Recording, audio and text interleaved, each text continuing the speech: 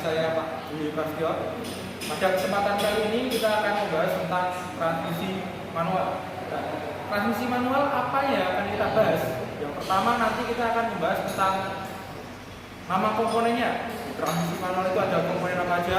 Kemudian yang kedua kita akan membahas tentang cara kerjanya. Pada gigi 1, gigi 2, gigi 3, 4, 5 mundur. Nah, itu nanti cara kerjanya seperti apa. Nah, untuk lebih jelasnya kita simak video berikut.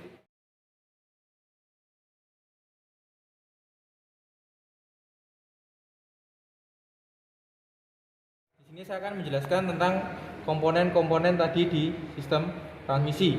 Jadi ada beberapa komponen utama di sistem transmisi.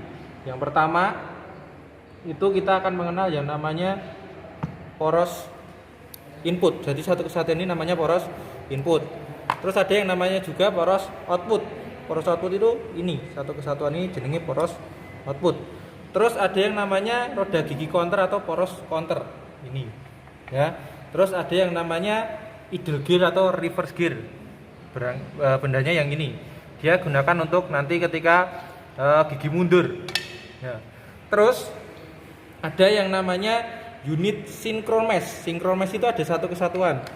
Nah, misalkan seperti ini, berarti ada dia dua unit synchron mesh. Synchron mesh 1 dan synchron mesh 2.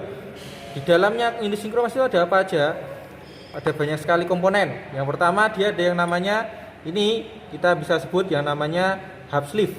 Di dalamnya hub sleeve dia ada clat hub. Hub yang mana? Yang ini. Yang ini. Terus ada yang namanya synchronizer ring yang warnanya kuning ini. Dia synchronizer ring, satu unit synchron mesh dia ada dua synchronizer ring. Ya, dia mapannya di sini.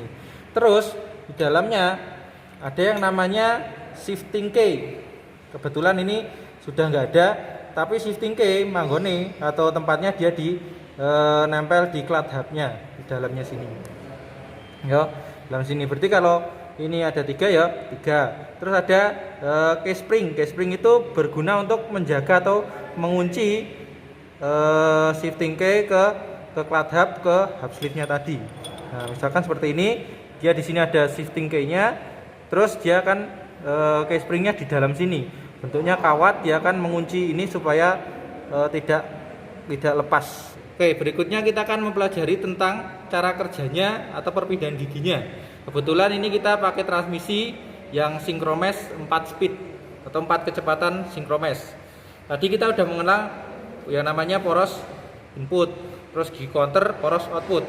Nah, prinsip kerjanya transmisi yang synchron mesh 4 speed ini, yang pertama, dia pasti dari poros input masuk ke roda gigi counter dulu. Nah, jadi dari poros input dia akan masuk ke roda gigi counter dulu. Jadi gear yang ada di poros input ini sama gear yang ada di poros counter dia selalu berhubungan. Nah, setelah dari poros counter dia akan masuk ke poros input. Dia akan mencari gigi kecepatan yang mana yang dibutuhkan. Ketika gigi 1, berarti kan kita butuh momen.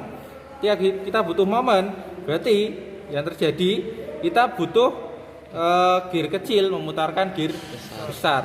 Gampang. Berarti ketika kita cari gigi 1, kita cari gigi counter yang paling kecil, kemudian dapat gear pada output poros output yang paling besar. Kita cari, coba lihat. Itu ada gear counter yang bawah ini. Nah, yang paling kecil yang mana? Yang ini kan? Dia paling kecil. Nah, paling kecil dia pasti dapat yang paling besar. Coba kita lihat. Nah, pasti dia dapat ini. Nah, ketika gigi 1 kita butuhnya kan itu. Berarti kita mau pakai gear yang kecil itu sama gear yang besar ini. Nah, gampang. Yang bisa digeser yang di yang di transmisi yang digeser itu cuma hub sleeve-nya ini.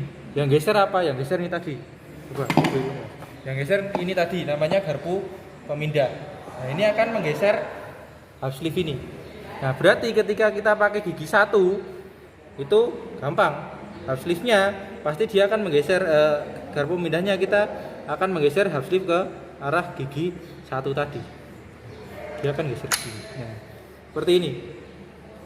Kalau sudah seperti ini, arahnya gimana Pak? Arahnya tadi dari poros input atau dari kopling atau dari mesin, dia akan memutar poros input.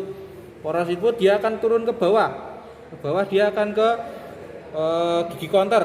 Di counter dia akan bergerak ke kanan atau ke kiri. Ya mencari gear yang tadi yang paling kecil.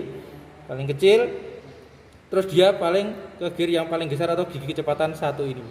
Nah, tadinya ketika synchromesh-nya ini belum saya gerakkan ke kanan, belum digerakkan ke kanan atau masih di tengah-tengah seperti ini.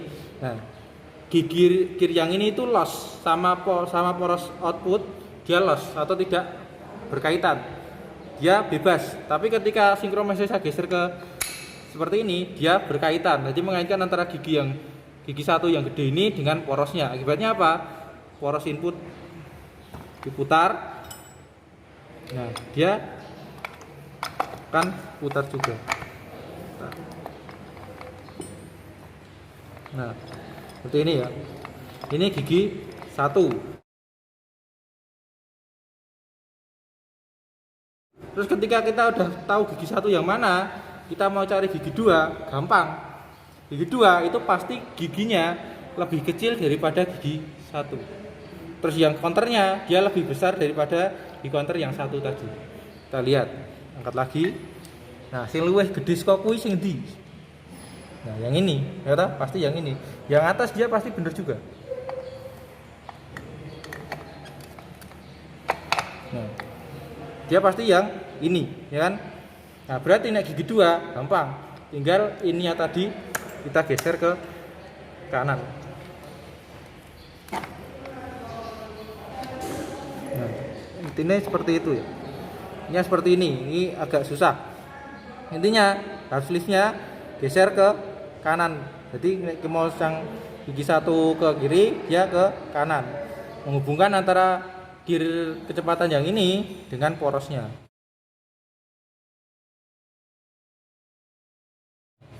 Nah, nanti gear 3-nya kita teruskan lagi. Gear 3-nya kita teruskan lagi yang lebih kecil dari ini, berarti yang ini. Gampang, dia ke sini lagi. Jangan lupa ininya netral kembali ke tengah lagi. Ini gigi 3.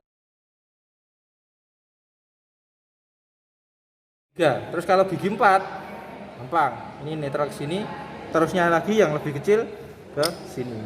Karena ini cuma 4 speed, jadi yang 4 speed itu gigi 4-nya dia cuma meneruskan putaran dari poros input langsung ke output.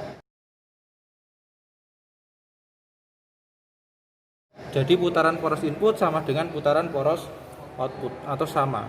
Nah, mungkin nanti ada 5 kecepatan, nanti enggak seperti ini. Video tadi mungkin kalian akan bertanya-tanya atau mungkin ada masalah apa, silahkan bisa kalian hubungi saya. Ada pertanyaan tentang video tadi atau ada persoalan apa, silahkan tanyakan ke saya. Nah, cukup sekian video dari saya. Mungkin pesan saya tetap semangat belajar di rumah, dan wassalamualaikum warahmatullahi wabarakatuh.